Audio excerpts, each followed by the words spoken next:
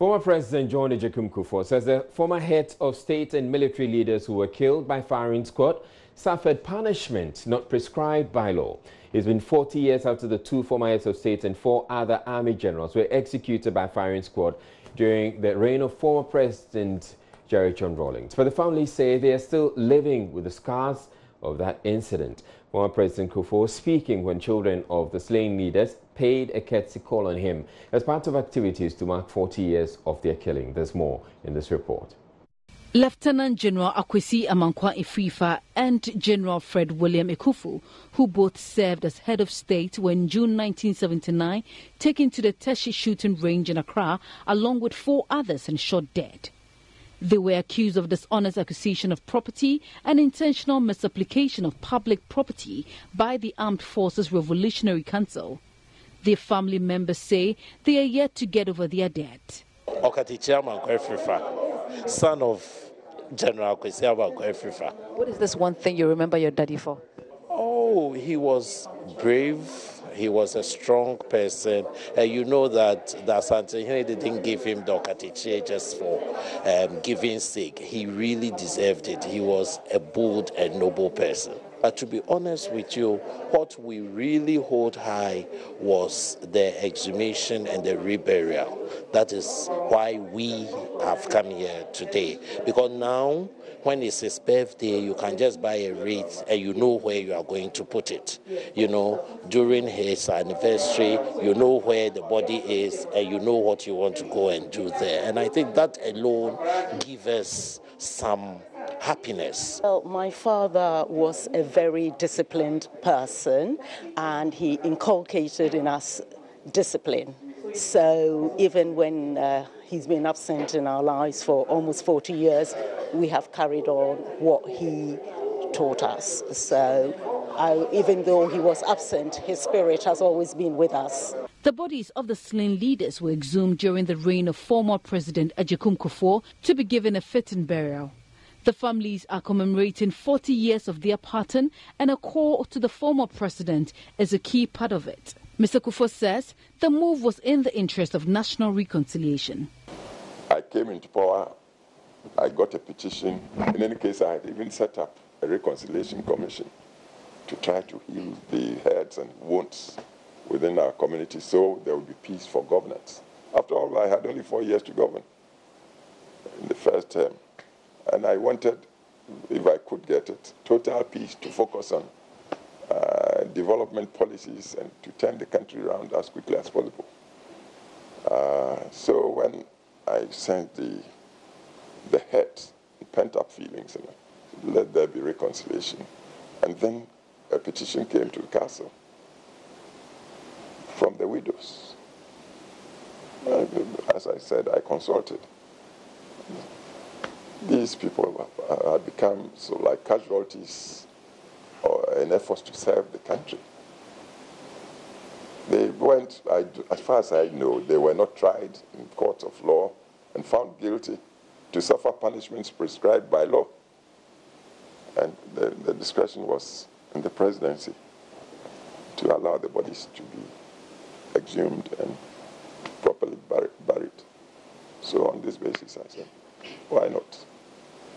The fitting burial aside, the families still look back and mourn their fathers in the hope that Ghana will not see those times again. Patricia Roxton Hammond, Joy News, Accra. Workers of the Ghana Ports and Harbours Authority are demanding government expedite implementation of the findings of a review of the concession agreement for the Tema port expansion, while warning any plans to lay them off will be resisted. The workers have been agitating over the contract giving Meridian Port Services to expand the port, with the first phase expected to be completed by July this year. The Maritime and Dock Workers Union isn't happy with some clauses in the agreement and wants government to act on its concerns. President Akufo-Addo at a meeting with the union this morning said he was hoping to resolve the issues. From the time I got into office, the whole of the MPS Tema Port expansion saga. It's one of the big investments that I came to inherit. Yes. But then the way the matter was being escalated, in the public space, especially by yourself. I felt that it's only right that in the system of government that we have, that you engage with me directly. So that is why I extended this invitation for us to come and sit down and talk brass tacks. We are dealing with an important foreign investor in our country, and all of us have to use a lot of this to get what we want. The union says though its members are happy with the outcome of the meeting with the president, they will resist any attempt to lay off workers under the deal. The workers' representative on the GPHA board, Samuel Ahing, tells my colleague Gifty Andwapia on the pause they expect government to act on their demands. 1,400 workers, permanent workers. It is permanent workers. If this concession agreement is being remained as it is and it's being implemented, that is what is going to be affected. We have made the analysis, and the analysis, I think, as at now that I'm talking to you, you have it. We had a meeting with our president, the first gentleman of the land, and the discussion has been so good for us. When there is an information that needs to be given out there, we'll try our possible best to let you be in the know. After all, what we're doing, you are educating the public about what we are talking about. Some do not even understand all these things. It's up to them to say all these things. And you are moving from an old terminal to a new terminal. So all whatever you let it be out there is a projection or a forecast.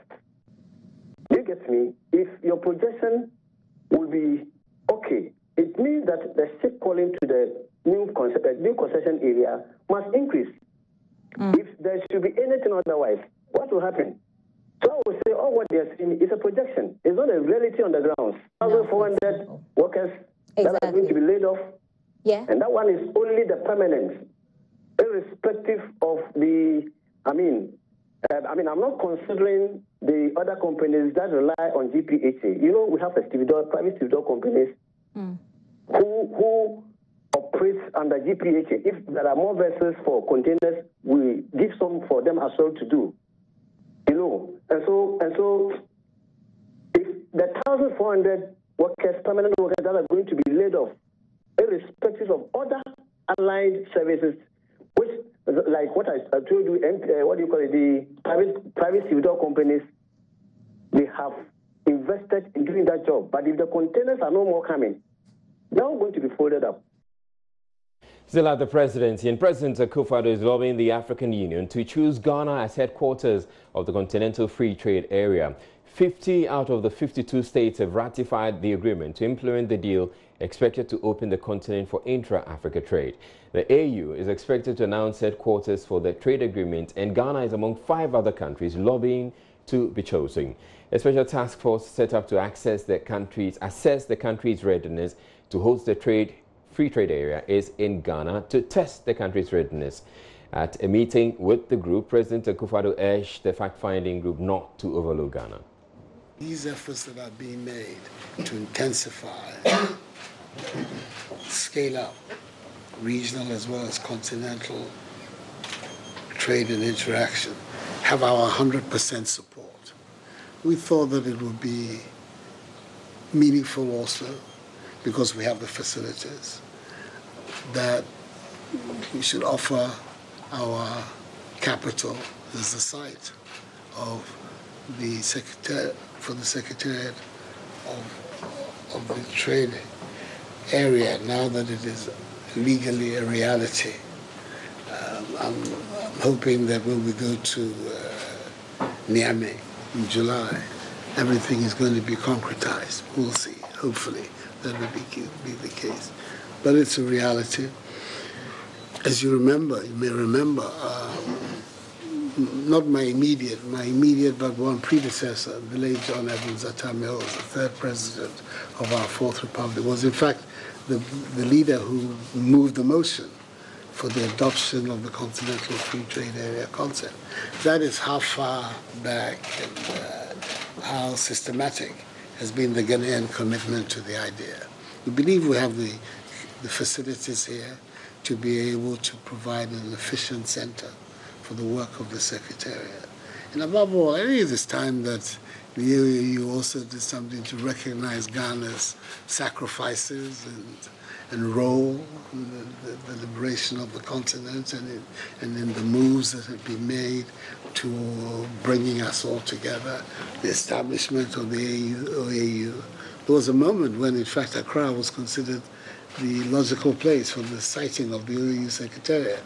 Our president found it, Kwame Nkrumah found it expedient in the large interest of the country to agree with the emperor to have it sited in Addis Ababa. But that has been our attitude towards the Pan-African project. And today we believe that apart from having the facilities, apart from having ticking all the right box in terms of hosting the Secretariat. Now, joining us is Learning Information Minister Kojo Nkrumah is one of several political appointees being investigated by the Office of the Special Prosecutor.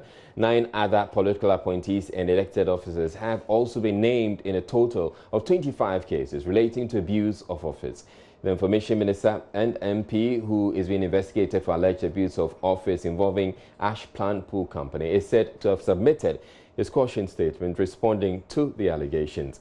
It had to do with the purchase of vehicles for MPs through a loan guaranteed by government.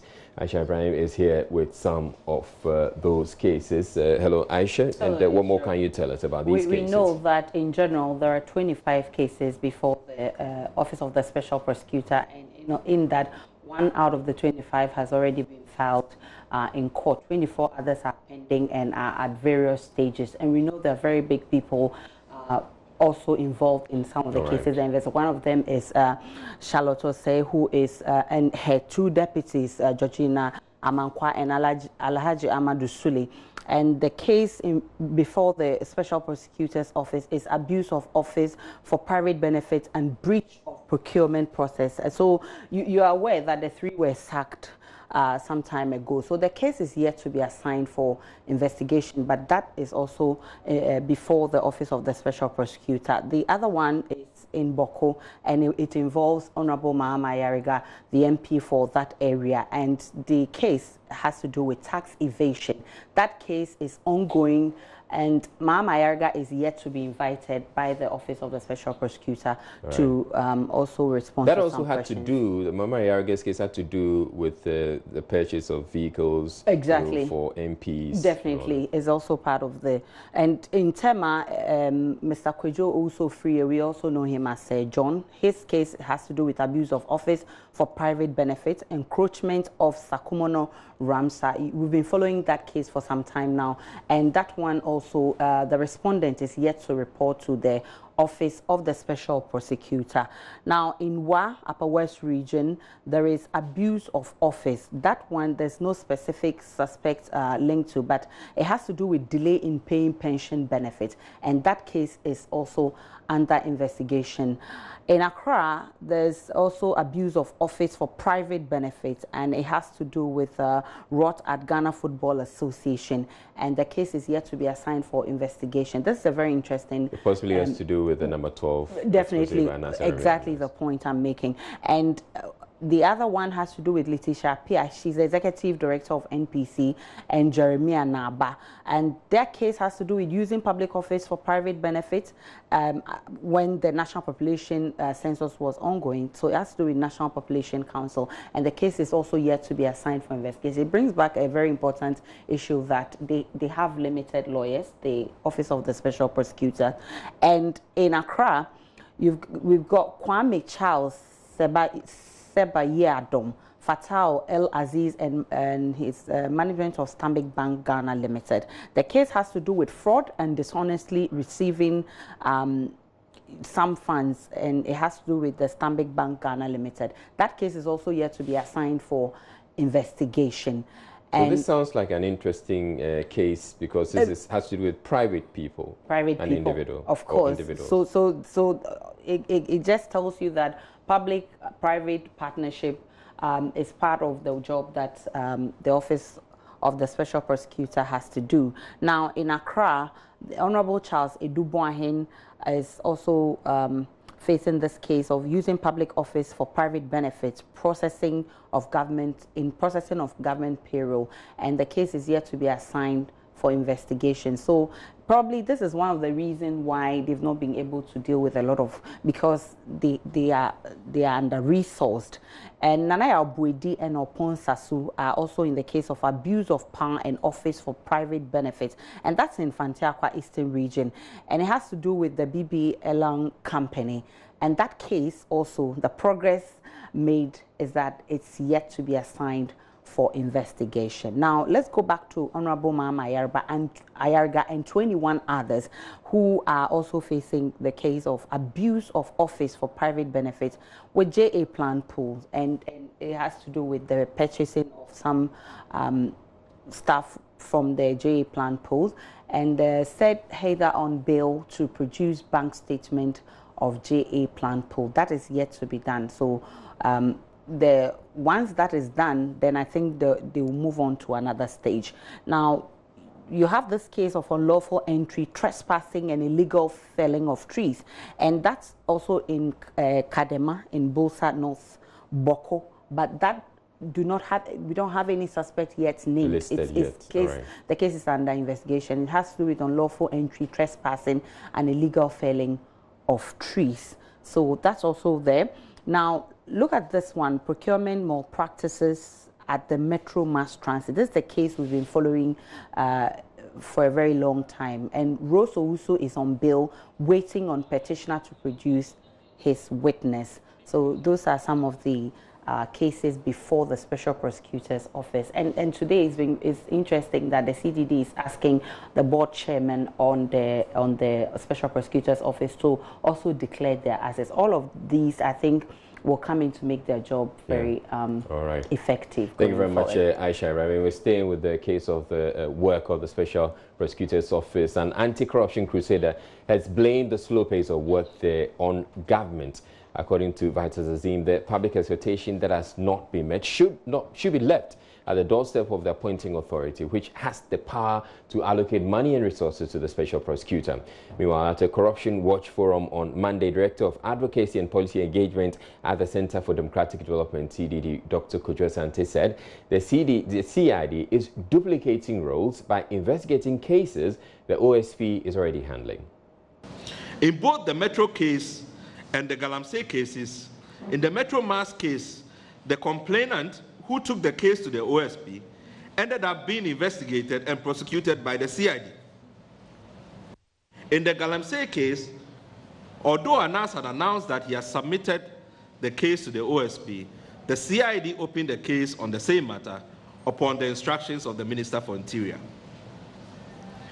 Apart from the obvious duplication and the waste of resources, it can only encourage forum shopping on the part of suspects.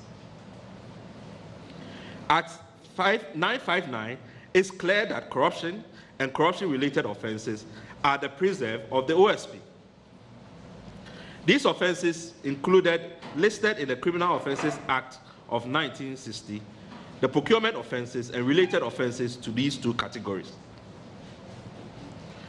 During the parliamentary committee deliberations, there was an effort to insert a takeover clause allowing the OSP the power to take over corruption cases started by other agencies if it so wished. This was to affirm its jurisdiction. The only reference to this jurisdiction was expressed in Section 81 under transitional proceedings, where the AG could exercise her discretion to pass on cases handled by other agencies to the OSP. Certainly, the propriety of such a decision by the Attorney General will depend on the capacity of the OSP to handle such cases. But surely, ladies and gentlemen, it should be clear, when a new matter on corruption has been reported to the OSP and he's dealing with it, there is no need to open another case at a different agency. The governing board was designed to deal with such matters and should be called upon to address it. But going forward, the OSP does require a cooperation and coordination and collaboration protocol agreed with other agencies that will guide everybody when these overlaps emerge. This is a policy matter the board must take up. Board Chair of the Special Prosecutor's Office, Linda Forikwafo, insists work is being done and urged patience. There's a list going around, that says these are the things the OSP is working. What I want us to do is to test whether this list meets the requirements as provided under the two provisions of Section 3. As Kujo mentioned, the first 6 months, so many things were happening, and ordinarily, there was no way such a publication could have come up. So we should study clearly. I don't have the act before me, but it's quite specific on the issues that are supposed to be provided in the Act 6 lists, and there are too many subsections under the Act. So I know the expectations of Ghanaians to see some work being done, and I'm thinking Ghanaians are only waiting to see people go to jail, and that's quite unfortunate. I'm not speaking for the OSP, and I don't speak for that office, but I just want us to know that in as much as we all want corruption to be dealt with, and people investigated properly and sanctioned where the need arises, we should also make sure the office works according to the laid down procedures. So some work is being done. So it's quite unfortunate the list is out. But I'm not sure that's the list that even I got to know from the media. I heard it on radio. And I'm not required, and no board member is required to even know under the law. He does not have that obligation to be providing us with the details of the cases that will amount to somewhat an interference of sorts. We're taking a break here on Joy News Prime, but still ahead in business. Ghana makes some strides with its bid to host the Continental Free Trade Area headquarters for the African Union in Accra. The headquarters of this entire organization, it will come with about 100 jobs associated with it, and it will give Ghana an opportunity to be at the forefront of driving that agenda. Stay tuned in, we'll be back in a bit.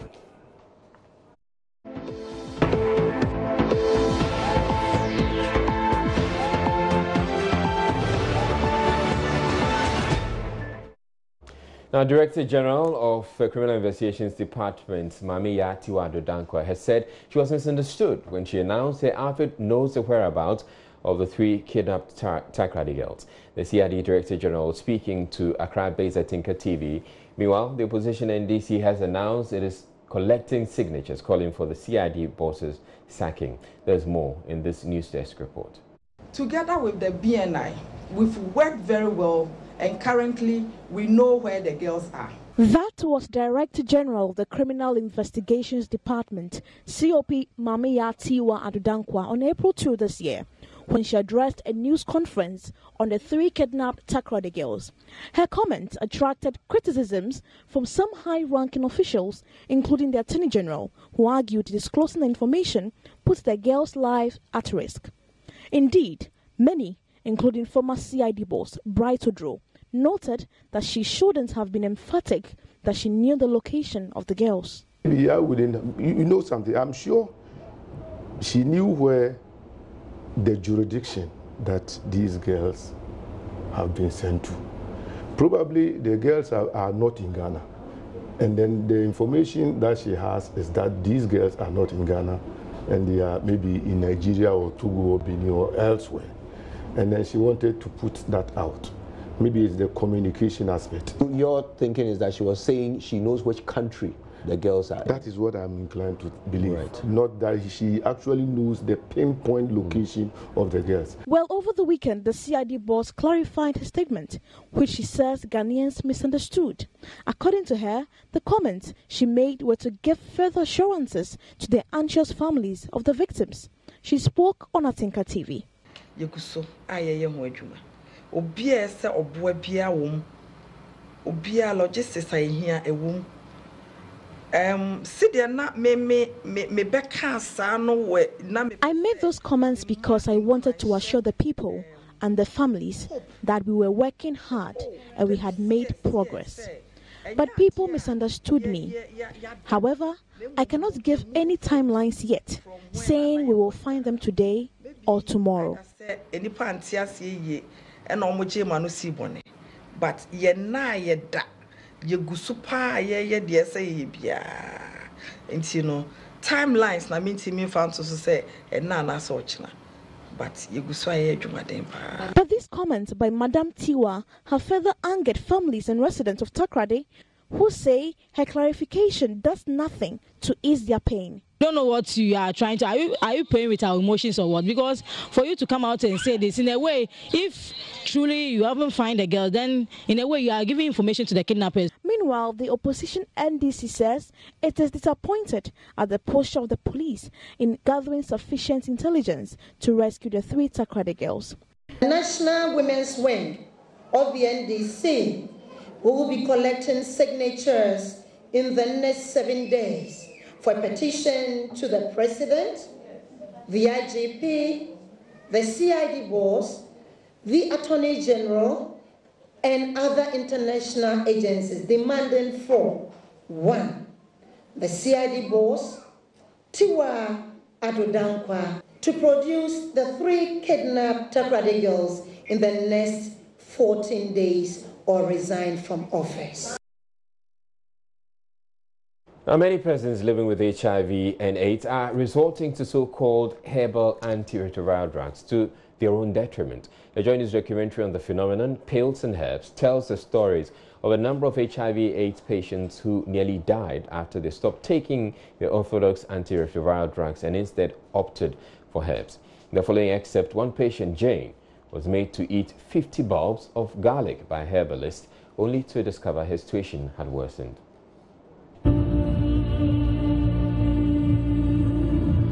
In this documentary, I'll be speaking to some persons living with HIV and herbalists who claim to have a cure for the disease.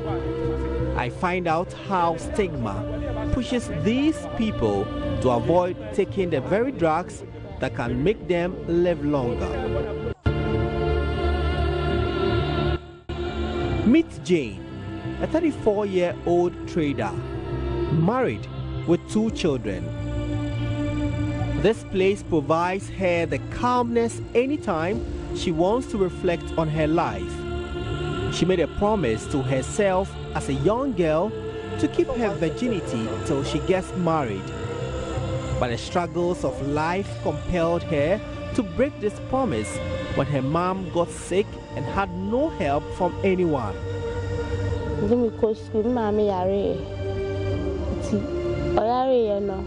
But school fees that time we had my age or so.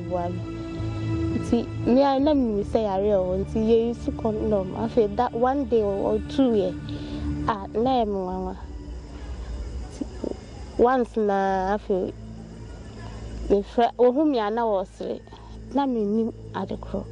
After that relationship, Jane luckily met another man who would marry her. Few months later, she became pregnant. Jane had to test for HIV in order to protect the unborn child and herself. And that was when reality dawned on her. I call hospital. I call NISAB positive. I call so me found no and I'm worrying to me say you're no one. It's so very careful. Because go for a shadow di one yankasa. You say, Nipa na fe mi huna no jana. So shadow. Nipa ko ni. Okay. What did you want here? Jane was devastated. Her husband was disturbed and left her to her fate after so much pressure from his family.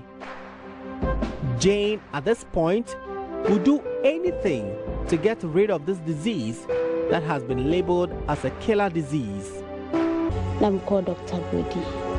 I'm called Jane Indro na 6 months still. At the end of that, so then I'm called Dr. Brady. I met in TV. Say, Otimisa, Sayarium.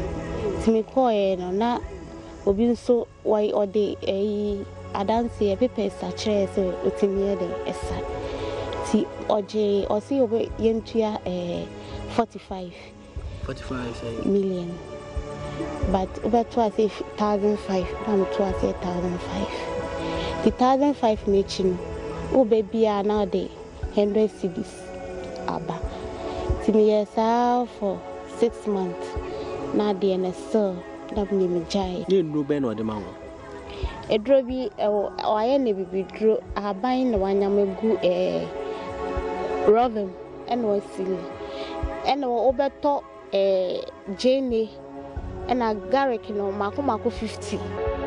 After using the medication for close to 6 months without the expected results, Jane moved to another herbal healer for perhaps more potent treatments. Mijaya me say Dr. Mensa and so me call on the nedro no o different ebu how near ebu on so a Rawlings 3 times a day. And the only name of the year. And the back could be who say I say Garrick, but no won't send papa. And also Ojo saying. And the one jacket so or say a 28 million hour already, but what to I say going a beer and send that time now for me shed in this country. It was say 5 million. But for no me no. Now me sort here be 2 months now dem ready. The desperation to get rid of the stigma associated with living with HIV urged her on.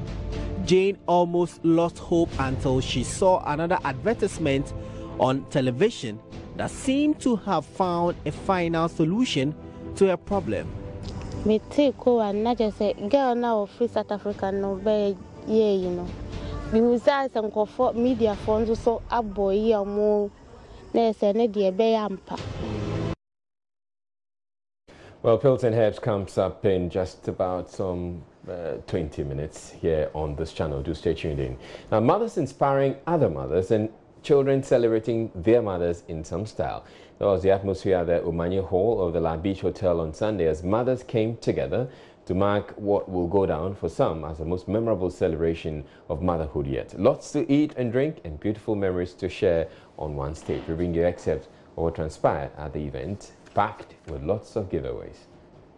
She had to sell her clothes and everything. And yes, so we are standing as one family. She taught us so many things. This woman has survived a stroke 8 years ago. We want to say thank you, Mommy, and it's been a great honor.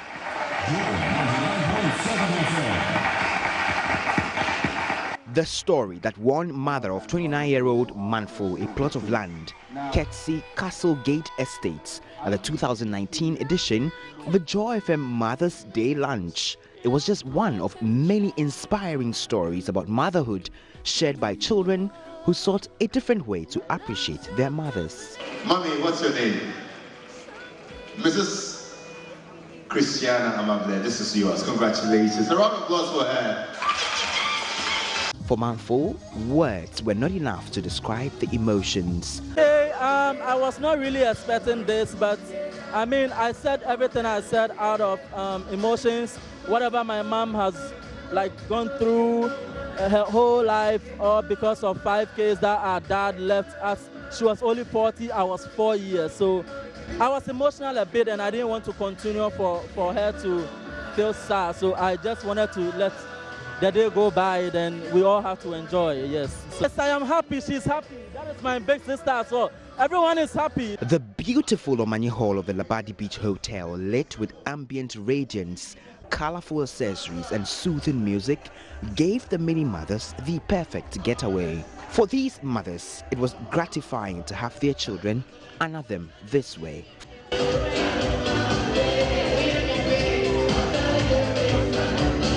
Children at times they do certain things. I want to correct them, and they don't take it lightly, but at the end of the day they are grateful for you correcting them. So it's fun. It's fun. She was a year old when I got pregnant again, the one after her. But she's carefree, so I didn't have any problem at all. And growing up to, she's been a good girl in every way. She's now at the law school, so I'm very happy. I have 3 boys and 1 girl, and the girl brought me here. Very beautiful girl. The boys are in Europe, and the girl too was in Europe, but she came with me. I'm having a good fun. Families were well represented, relationships were rekindled, and mother-children bonds strengthened. These children believe the Joy FM Mother's Day lunch was a perfect gift to their endearing mothers. Countless number of sacrifices she's made for me, right from the word go. Having to let go of her own pursuits in life, and having to come in time and time again to save the day for me in many diverse ways, emotionally, spiritually, physically, academically.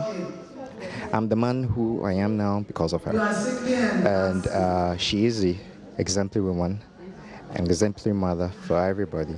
She's what I call an ABC woman, my Wonder Woman, my Captain Marvel. Well, it's been marvelous. We've enjoyed ourselves, and our mommy is really happy we brought her here. Yeah. What informed the decision to bring her here today? Oh, we just wanted to take her out so she could see other people, sit down and enjoy herself, because she's been indoors for a while. Well, she has done a lot of me, and I thought of bringing her out to have some fun. In between the raft of activities, the dance competition, the charade, the blindfold games and the like, the 2002 year group of Holy Child Senior High School honored their past headmistress, Alice Marie Ajiman. So let's join her in cutting the cake. Frankly, you made us who we are today. Our manners and everything came from you. So today, we want to celebrate, we want to say thank you, and God richly bless you, Mom. A man may work from dusk to dawn, but a woman's work is never done. Our dear Mom will celebrate you always in our hearts. Happy Mother's Day, Mommy. Hip, hip, hip, hip. Hip, hip, hip, hip. This is what she had to say after the group presented her with a cake and a citation. I'm very appreciative to them. When you appreciate the stall, you appreciate the sunshine better. Many other lucky mothers walked away with gift vouchers, fabrics and other souvenirs. In all, a great event, equally enchanting atmosphere. Mothers inspiring other mothers, and children choosing the perfect getaway with joy. All right, then that'll be it for the bulletin. Up next, we bring you our Hotline documentary, Pills and Herbs. Stay tuned in.